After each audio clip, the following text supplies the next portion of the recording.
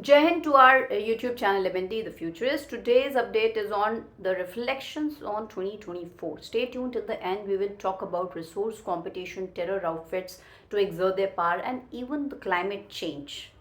With numerous elections, 2024 has been a historical year in the geopolitical landscape. With an end of an old era, 2024 has emerged with certain important pointers like witnessing multipolar world. Then we saw countries are re-evaluating their global dependencies, prioritizing their national security over economic considerations. Now, this shift was driven by the COVID-19 pandemic and even the war in Ukraine, which have exposed vulnerabilities in global supply chains. So, nations have been de risking by diversifying in their trade partners, like India switched over from America to France. Then we also saw development of alternative payment systems, which led to the fear of de-dollarization. UAE introduced the tech feasibility and even the trade started in local currencies.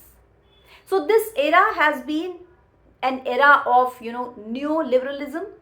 Globalization has been the way of governance. It has been obvious by the end of the year where we see what's happening around the Europe. The legal migrants and their policy framework has definitely given a big blow to the world. Another geopolitical order that will confront us in next year would be the kind of very different framework and even some new trade and foreign policies in 2025 as US administration has taken stance on woke culture, economic reforms, migration policies and even trade policies. Personally, I feel America is kind of seen to be renewing itself and which might give influence to the narrative and even in the geopolitical landscape of trade and business. 2024 witnessed all exertion of powers like terror outfits, sanctions getting imposed and getting failure of state policies also. In terrorism, Hamas got a befitting reply from Israel. As per the data, rise in terrorism deaths was seen increased by 22% to 8,352 in 2023, the highest level since 2017. The Global Terrorism Index 2024 highlights that terrorism remains a serious global threat. Even when excluding the October 7th attacks, death would still have increased by 5%.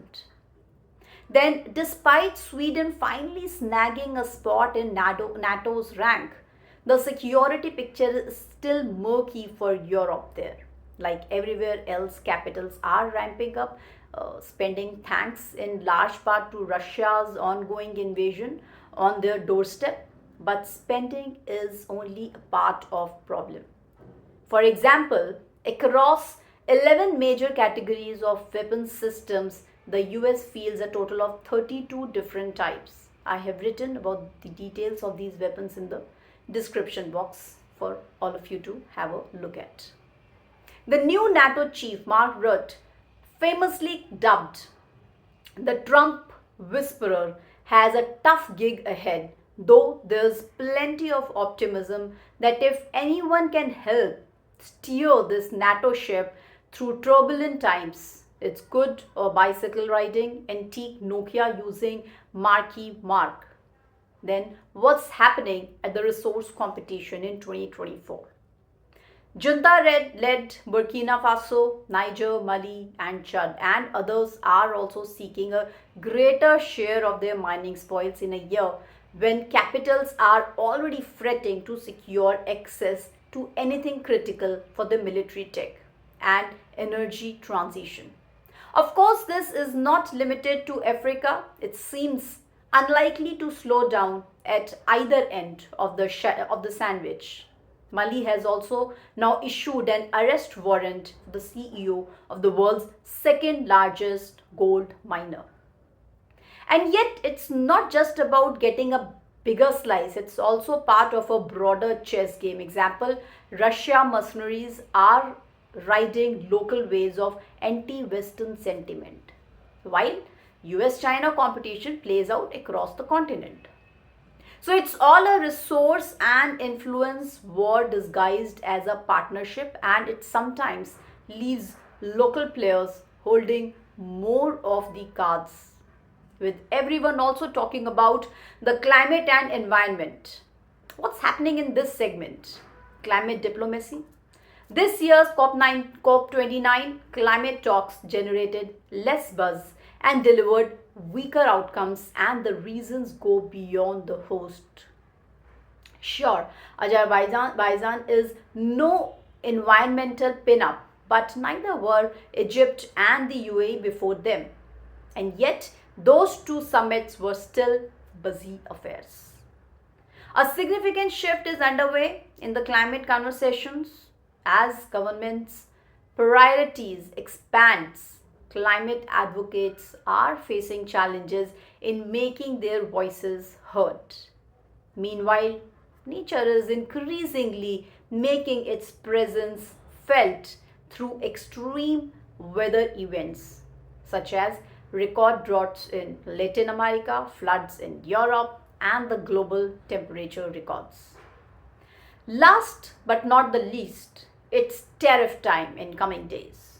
The world is bracing for more protectionism just as global trade hits an all-time record of 33 trillion US dollars. This shift is not because of the new insights into what protectionism can and can't do. Rather, it's because calculations have shifted, leading some governments to conclude that the costs are now worth it, whether to protect an industry, support a constituency, tackle unfairness, keep local prices low, forces more investments, or even curb a rival.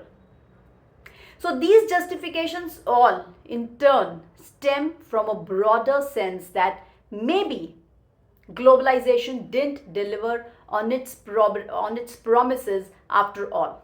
And while it all plays out, many businesses and investors everywhere will hit a pause rather than risk getting the rug pulled.